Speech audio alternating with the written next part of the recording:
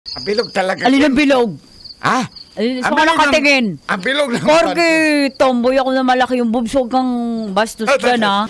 Wala naman ako sinasabi, Kim. Pero, Oy, mga bro. Bong, okay lang ba? Tingin mo, ito, tapatang kwentuhan dahil matagal na tayo magkakaibigan. Tanggap niyo ako kahit LGBTQ ako. Oo naman. Tanggap niyo ba ako talaga? Oo, Sorry may amats na ako, naiimo ako, pero ilalabas ko na yung ano ko, yung saloobin ko. Tanggap ka namin. Ano ka ba? Di ba? Di ba, Brad? Hindi niyo ako, Oo naman, hindi niyo tanggap ka namin. Hindi niyo ako pinagpapantasyan minsan. Sometimes. Sabi niyo, tanggap niyo ko. Tanggap, hindi ka. Ba't kayo mapantasya at tomboy ka? Ano ka ba? Ito Teka pa lang. tanong ko, Ano ba? Ba't may sasabihin ka ba? Ako muna. Sige, ikaw na. Gusto ko kasi paalis yung boobs ko.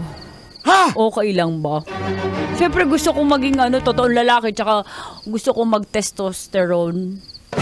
Uy, sayang Para naman yan. lumaki yung boses ko talaga. Hindi na ako magpanggap. Kasi kapag ito yung boses ko eh. Kapag hindi ako tibo. Oh, Brother Kim, sayang naman yan. Kung Alin? ipatanggal mo yan, ilipat mo sa akin. bakit? Matagal na rin yung gusto nanganap ng ganyan eh. Sabi ko na nga ba, pero okay lang yan, tanggap ko naman kayo. Ang ating kaibigan na sana nasa tent na ayaw nang lumabas. Ayaw, cool. Bata pa ko, cool.